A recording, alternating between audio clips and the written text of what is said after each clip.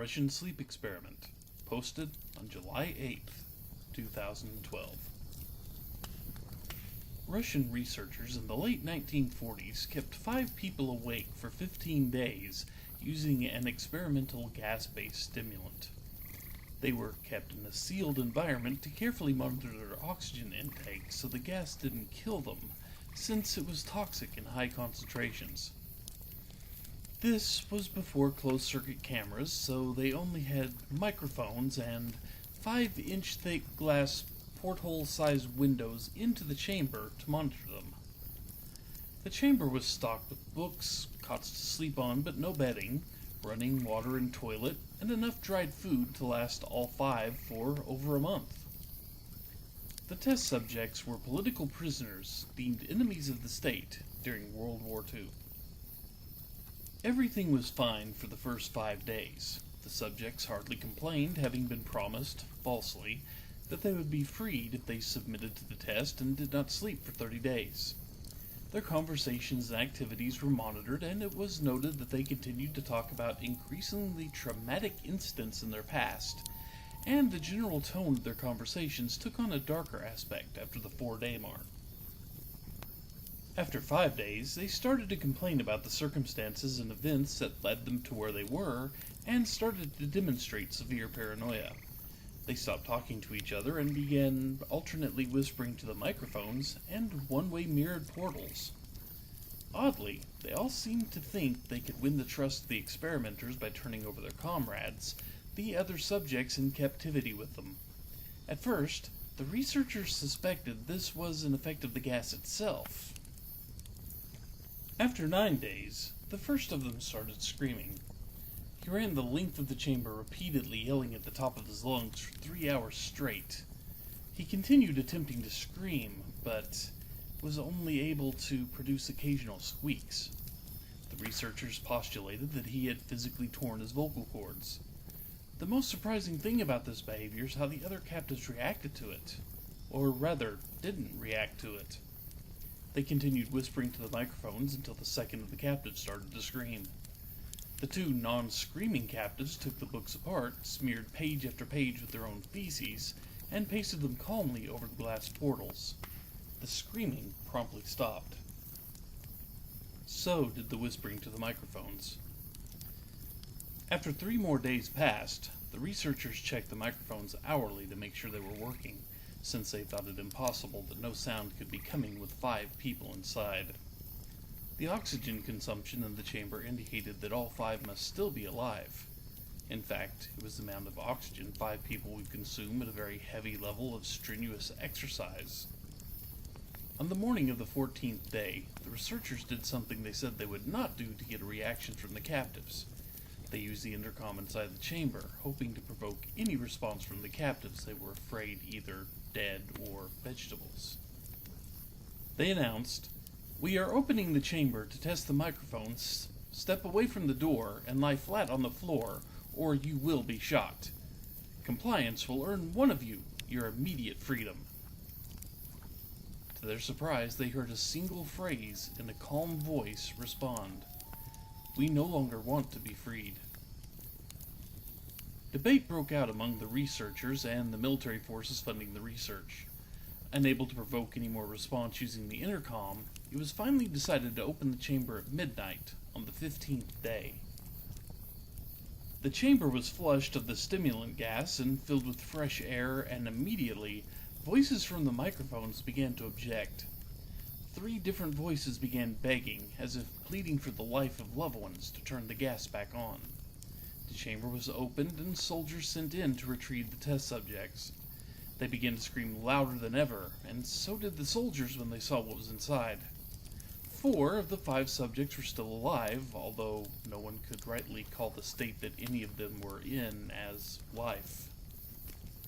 The food rations past day 5 had not been so much as touched. There were chunks of meat from the dead test subject's thighs and chest stuffed into the drain in the center of the chamber, blocking the drain and allowing 4 inches of water to accumulate on the floor. Precisely how much of the water on the floor was actually blood was never determined. All 4 surviving test subjects also had large portions of muscle and skin torn away from their bodies. The destruction of flesh and exposed bone on their fingertips indicate that the wounds were inflicted by hand, not with teeth as the researchers initially thought. Closer examination of the position and angles of the wounds indicated that most, if not all of them, were self-inflicted. The abdominal organs below the rib cage of all 4 test subjects had been removed. While the heart, lungs, and diaphragm remained in place, the skin and most of the muscles attached to the ribs had been ripped off, exposing the lungs through the rib cage. All the blood vessels and organs remained intact. They had just been taken out and laid on the floor, fanning out around the eviscerated but still living bodies of the subjects. The digestive tract of all 4 could be seen to be working, digesting food. It quickly became apparent that what they were digesting was their own flesh that they had ripped off and eaten over the course of days. Most of the soldiers were Russian special operatives at the facility, but still, many refused to return to the chamber to remove the test subjects. They continued to scream to be left in the chamber and alternately begged and demanded that the gas be turned back on, lest they fall asleep. To everyone's surprise, the test subjects put up a fierce fight in the process of being removed from the chamber. One of the Russian soldiers died from having his throat ripped out, another was gravely injured by having his testicles ripped off and an artery in his leg severed by one of the subject's teeth. Another 5 of the soldiers lost their lives, if you count the ones that committed suicide in the weeks following the incident. In the struggle, one of the 4 living subjects had his spleen ruptured, and he bled out almost immediately. The medical researchers attempted to sedate him, but this proved impossible.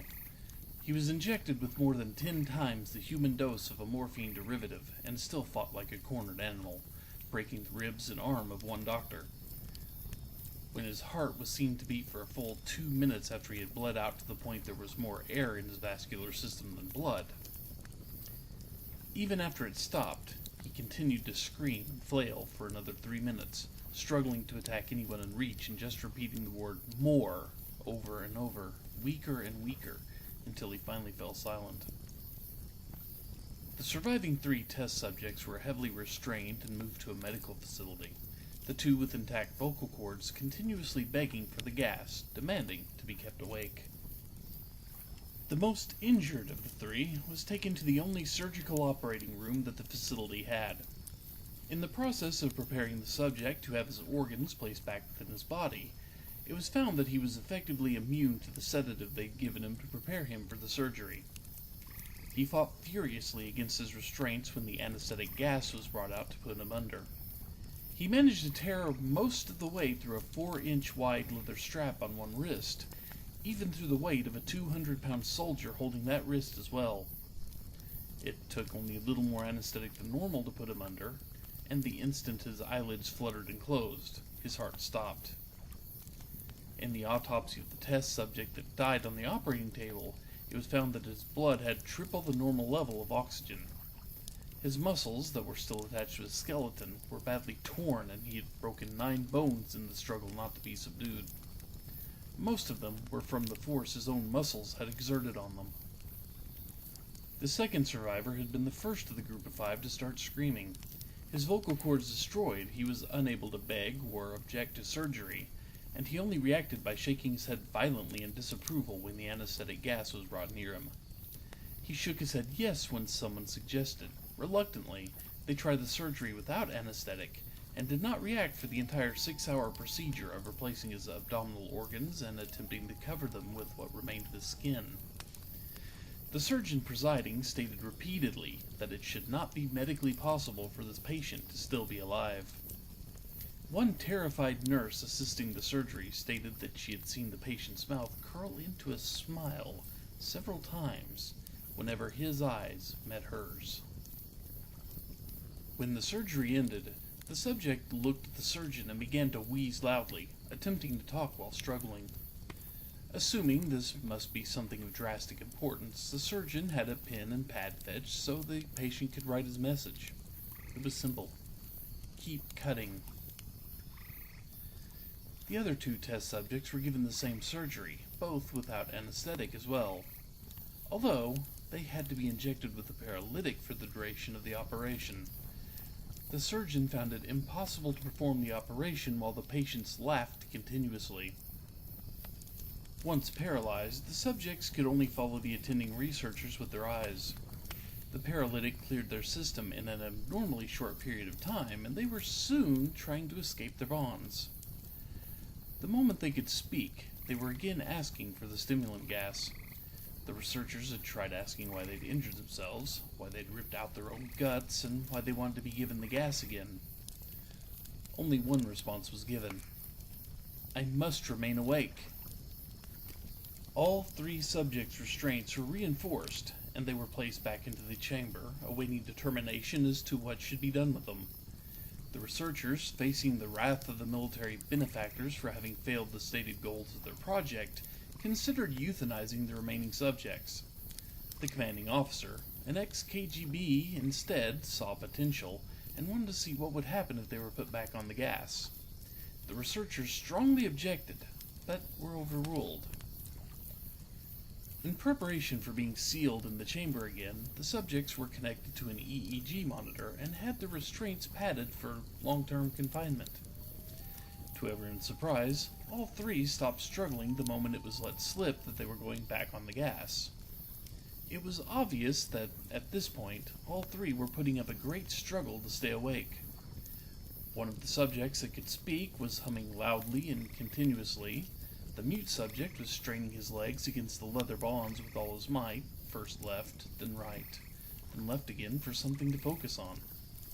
The remaining subject was holding his head off his pillow and blinking rapidly. Having been the first to be wired for EEG, most of the researchers were monitoring his brainwaves in surprise. They were normal most of the time, but sometimes flatlined inexplicably. It looked as if he were repeatedly suffering brain death before returning to normal. As they focused on papers scrolling out of the brainwave monitor, only one nurse saw his eyes slip shut at the same moment his head hit the pillow.